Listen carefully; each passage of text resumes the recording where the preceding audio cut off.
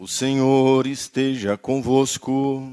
Ele está no meio de nós. Proclamação do Evangelho de Jesus Cristo segundo João. Glória a vós, Senhor. Estava próxima a Páscoa dos judeus, e Jesus subiu a Jerusalém. No templo, encontrou os vendedores de bois, ovelhas e pombas, e os cambistas que estavam aí sentados. Fez então um chicote de cordas e expulsou todos do templo, junto com as ovelhas e os bois. Espalhou as moedas e derrubou as mesas dos cambistas. E disse aos que vendiam pombas: tirai isto daqui. Não façais da casa de meu pai uma casa de comércio. Seus discípulos lembraram-se mais tarde que a Escritura diz: o zelo por tua casa me consumirá. Então os judeus perguntaram a Jesus: que sinal nos mostras para agir assim? Ele respondeu: destruí este templo e em 3 dias eu o levantarei. Os judeus disseram: 46 anos foram precisos para a construção deste santuário, e tu o levantarás em 3 dias? Mas Jesus estava falando do templo do seu corpo. Quando Jesus ressuscitou, os discípulos lembraram-se do que ele tinha dito e acreditaram na Escritura e na palavra dele. Palavra da salvação. Glória a vós, Senhor.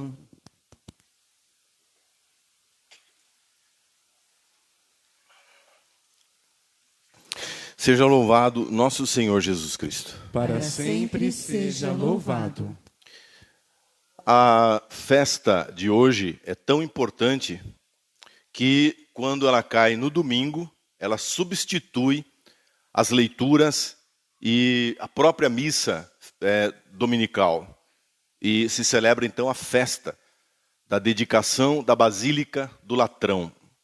Provavelmente muitos de vocês que nunca estiveram numa missa no dia 9 de novembro, porque geralmente cai na semana, talvez nem nunca tenha participado desta festa.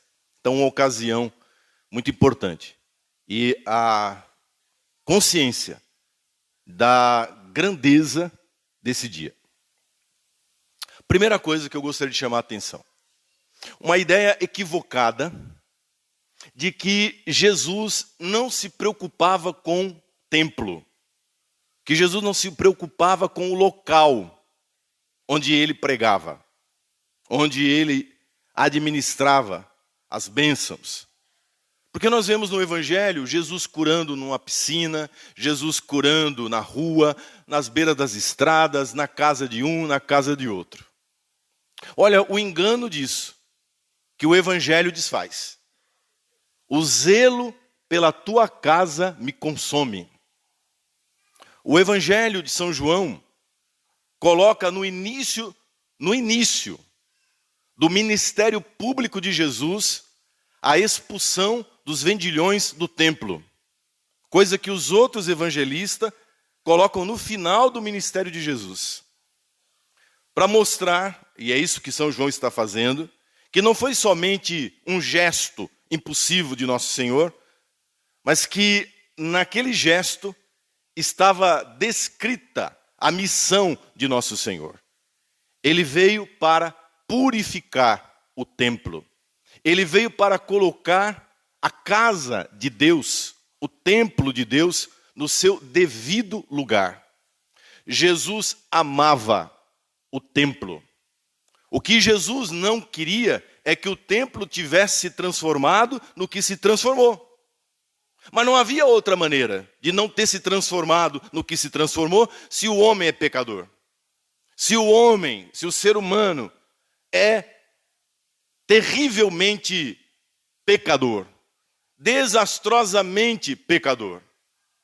Haviam transformado a casa de Deus, esse lugar aqui chama-se casa de Deus, templo.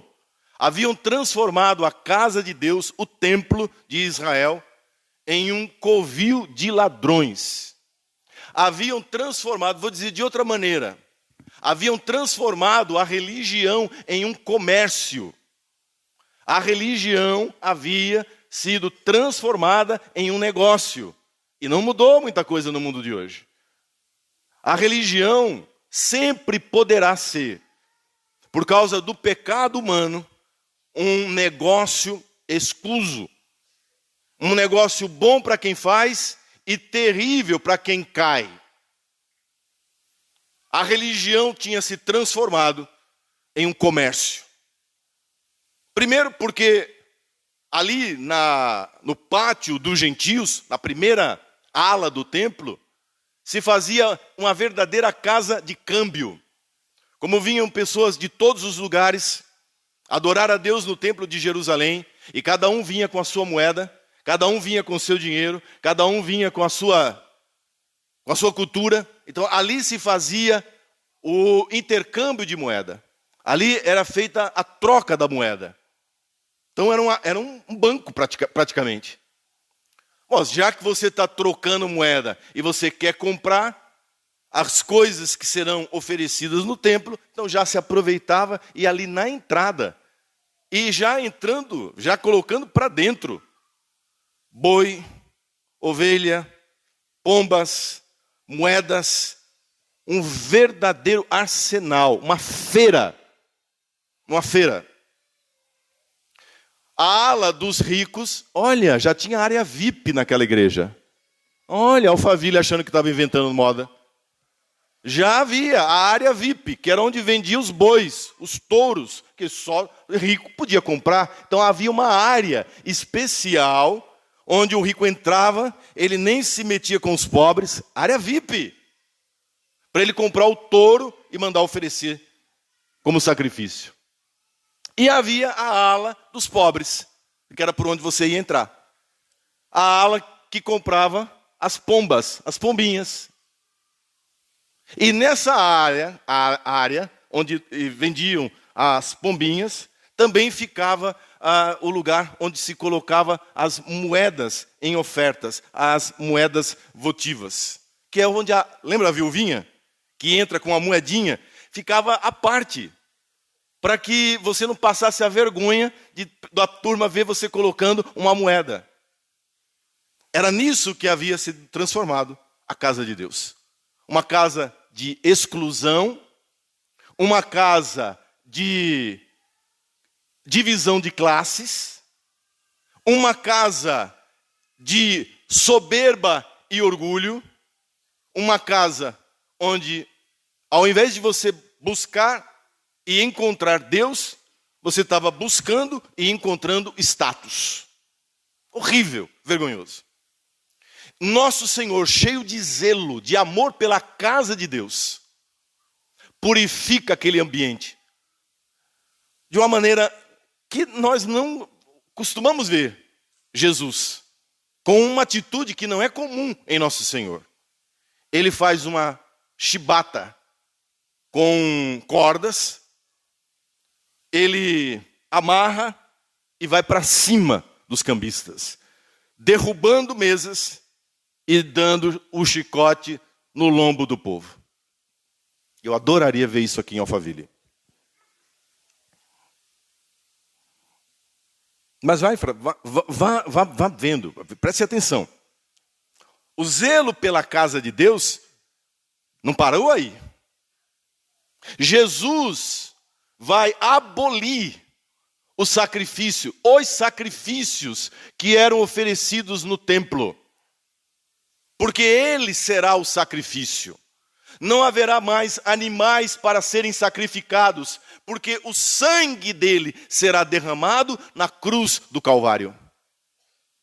Vocês estão entendendo? Que aquilo era um gesto simbólico.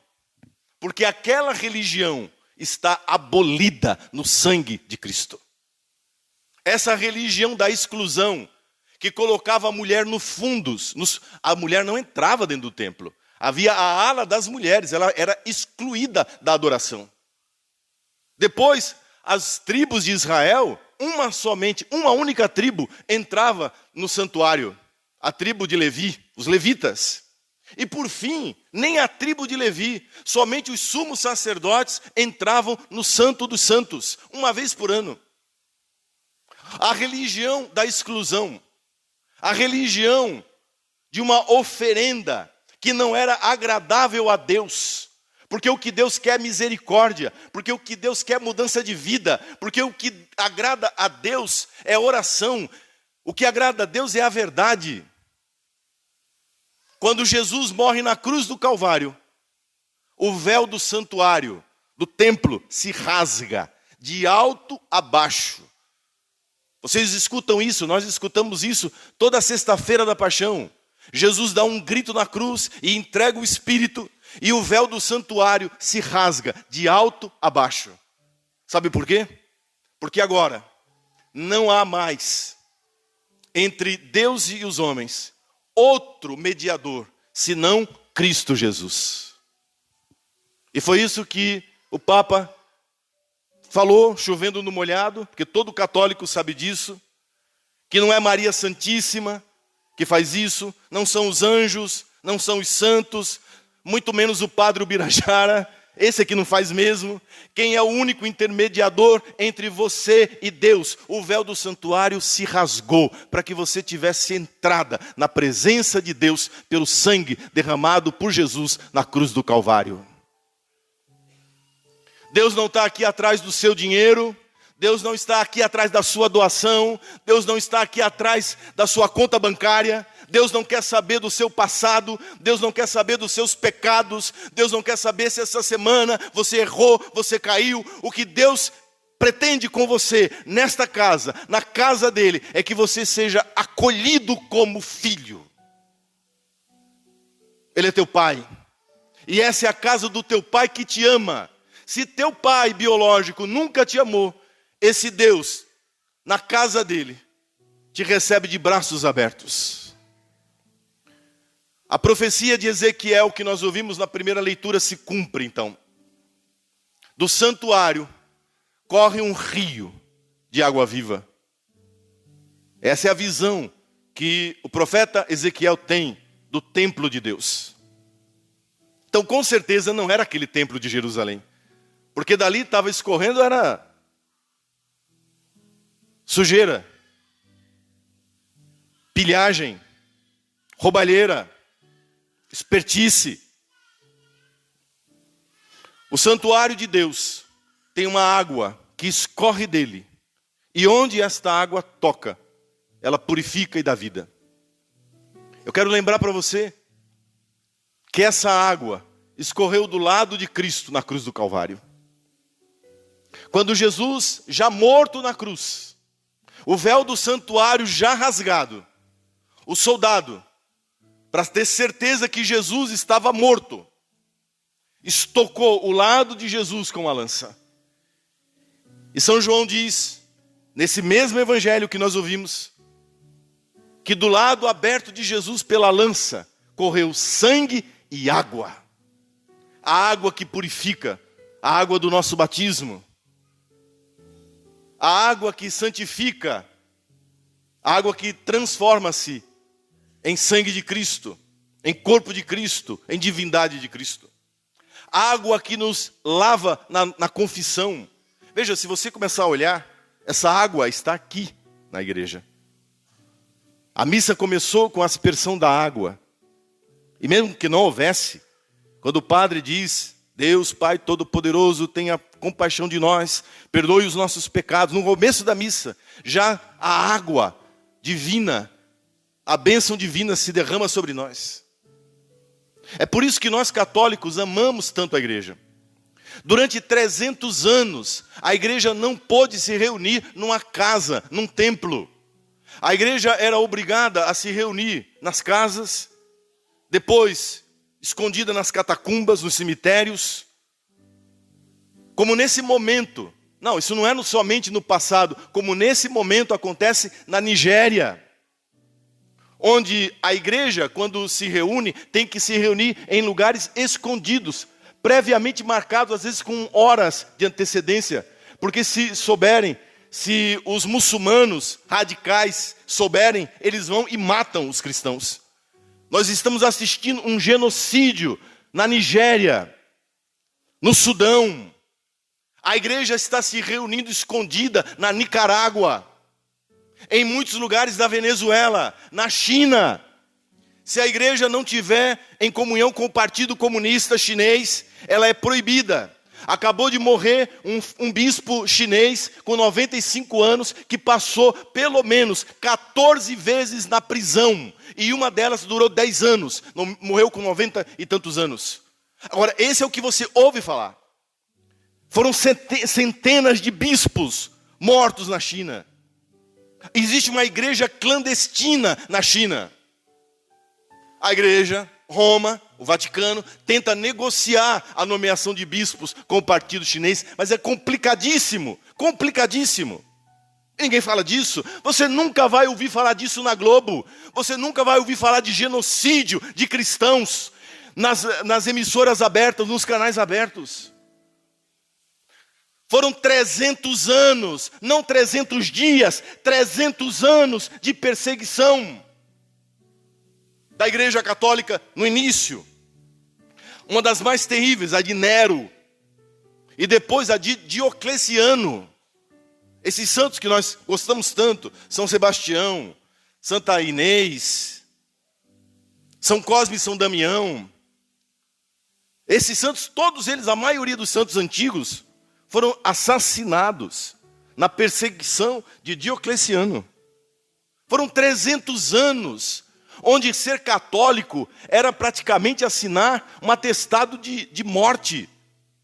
Aí você senta a bunda aí nesse banco e não sabe o que é perseguição, e não sabe o que é ser católico, perseguido, marginalizado e correndo risco de vida. Por isso que nós vivemos um catolicismo burguês no Brasil. E quando vem numa paróquia em que o padre diz a verdade, sai falando mal. Porque eu vim aqui para ouvir umas palavras doces, umas palavras que acalentassem o meu coração. E aí esse padre vem falar, sim, o que você precisa ouvir nesse catolicismo burguês no qual você está metido. Que você criou na sua cabeça, fazendo da igreja um self-service. Onde você entra e você diz, isso aqui eu gosto, isso aqui eu não gosto. Da igreja católica, isso aqui eu aceito, isso aqui eu não aceito. 300 anos, a igreja derramando sangue, sendo perseguida, para agora chegar o católico burguês e dizer, como se ele tivesse num buffet, o que ele gosta e o que ele não gosta. Assim, é um absurdo. 300 anos. Até que, não nós, Deus fez cessar a perseguição. A igreja já havia se espalhado pelo mundo inteiro. Quanto mais eles matavam cristãos, quanto mais sangue cristão caía na terra, mais era como se fossem semente de novos cristãos, mais nascia cristão. Só para um detalhe, a Nigéria, onde está tendo um genocídio, é o país com maior frequência à missa dominical. Vamos fazer números aqui? Brasil, que se diz o maior país católico do mundo, mentira! 8% dos que se dizem católicos vão à missa ao domingo. 8%.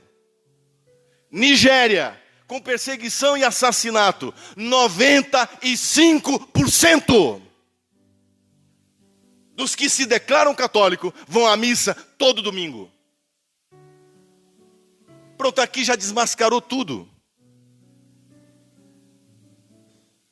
Missa diária? Se os caras têm dificuldade, acham que missa dominical já é um problema, imagina missa diária. Então, cuidado.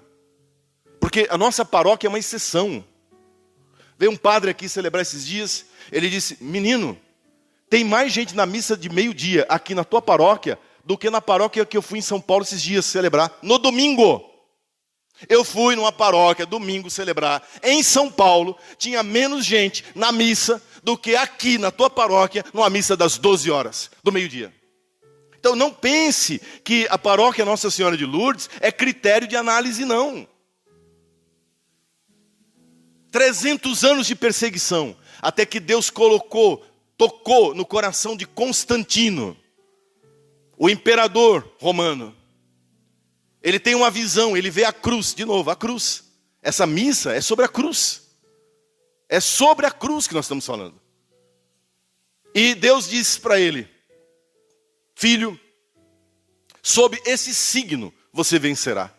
A sua vitória não vai vir de dinheiro, a sua vitória não virá dos exércitos que você tem, a sua vitória não virá do poder humano, a tua vitória vem dessa cruz. E mostrou para ele o símbolo da cruz. A mãe era uma santa, todo mundo sabe, Santa Helena. Santa Helena, mãe do imperador. E ele morria de vergonha, porque ele sabia que aquela era a verdade. Ele sabia que a religião verdadeira era a religião, era a fé em Cristo Jesus. Mas sabe quando falta aquele empurrão da graça? E aí ele tem essa visão. A partir daí, a Igreja Católica não foi mais perseguida. Foi Deus que fez. Foi Deus que mandou cessar. E aí ele entrega, no bairro do Latrão, agora a missa de hoje, um terreno. Latrão é o nome de um bairro, é o nome de uma família romana. Porque uma igreja não se constrói a igreja caindo do céu com ferro, com cimento, com pedra, com... Não. Somos nós. Essa igreja foi feita por vocês. Amém? Olha que linda. Constantino, o pessoal do bairro, o papa da época da negociação chamava-se Melquides, mas o papa que inaugura, nós temos até uma corrida de São Silvestre. Foi o Papa Silvestre, São Silvestre. Quem já foi a Roma viu a igreja. Aquela é a mater e cabeça, mater et capitis, mãe e cabeça de todas as igrejas. Foi a primeira catedral. Foi a primeira igreja de um bispo construída sobre a face da terra, 300 anos depois. Daquela igreja, todas as catedrais do mundo, todas as catedrais do mundo. Por isso que a Igreja Católica celebra. Porque nós sabemos que aquela igreja custou o sangue dos mártires. Aquela igreja custou oração. Aquela igreja custou o sangue de Cristo. E é isso que muitas pessoas não entendem. Esse banco onde você está sentado comodamente, esse teto, esse ar-condicionado, esse piso, esse lugar, custou o sangue precioso de Cristo Jesus. Essa é a casa que acolhe. Essa é a casa do perdão. Essa é a casa da misericórdia. Esta é a casa do pão, que alimenta o faminto. Aquele que vem com fome de Deus, sai daqui alimentado pela Santa Eucaristia. No caso da Igreja Catedral, é ainda mais. Porque é na Igreja Catedral que se confeccionam os santos óleos. É na Igreja Catedral onde são ordenados os padres que servem as igrejas da diocese. É na catedral que se senta o bispo diocesano, onde se enterra os bispos. É o único lugar no Brasil que é permitido a sepultura fora de cemitério, é nas igrejas catedrais. A Igreja Catedral de Roma é a mãe e a cabeça de todas as igrejas. Hoje é dia de louvar a Deus.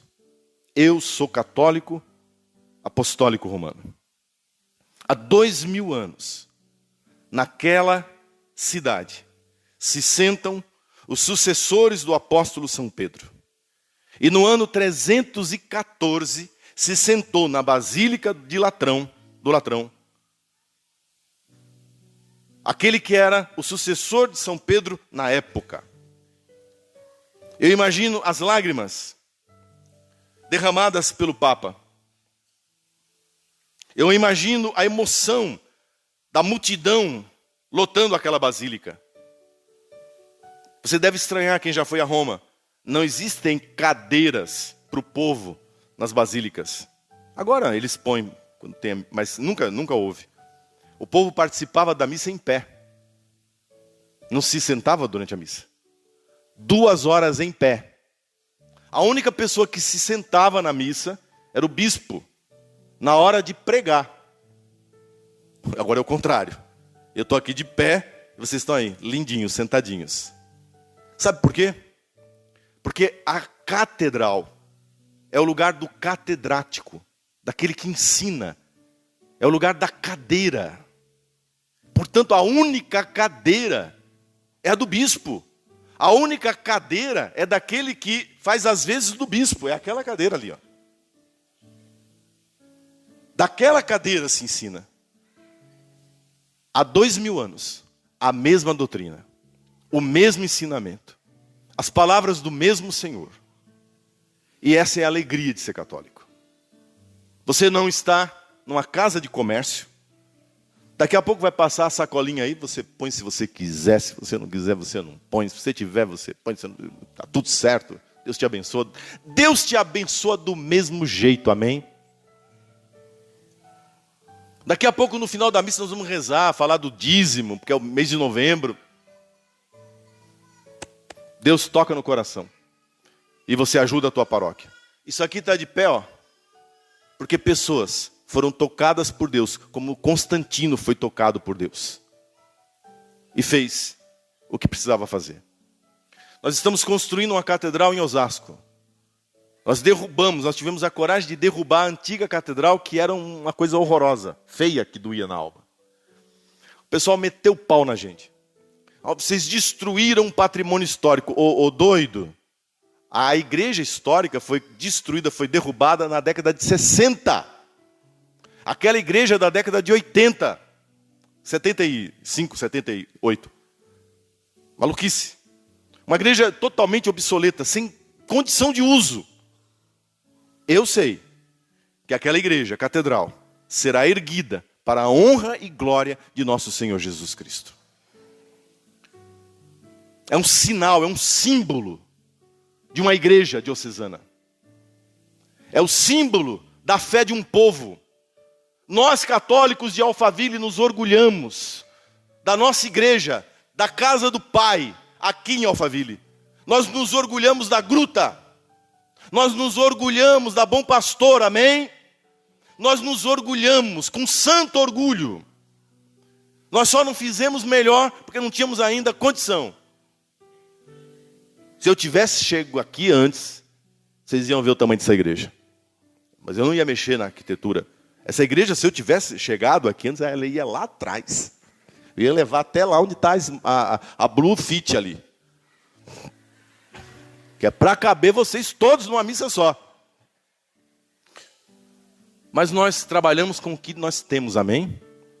E nesse momento, Deus está dizendo para você, essa é sua casa. Ame essa casa. Ame essa igreja. Louve a Deus porque você não está na mão de um charlatão. Porque você não está nas mãos destas seitas. Tem que falar. Eu sei que tem gente que não gosta. Eu sei que tem gente que fica incomodado, mas tem que dizer, caramba. Tem que dizer que você não está nas mãos, à mercê aí, de aproveitadores que fazem da religião até hoje um comércio. Que você está na casa do teu pai. E na casa do teu pai, você sempre será o filho querido, acolhido e amado. Venha você, como você vier, aqui sempre. O teu pai te dará o abraço, a cura, a bênção que você necessita. Obrigado, Senhor, e que a Basílica do Latrão nos ensine a amarmos hoje essa igreja, essa paróquia. Assim seja. Amém. Louvado seja nosso Senhor Jesus Cristo. Para sempre seja louvado.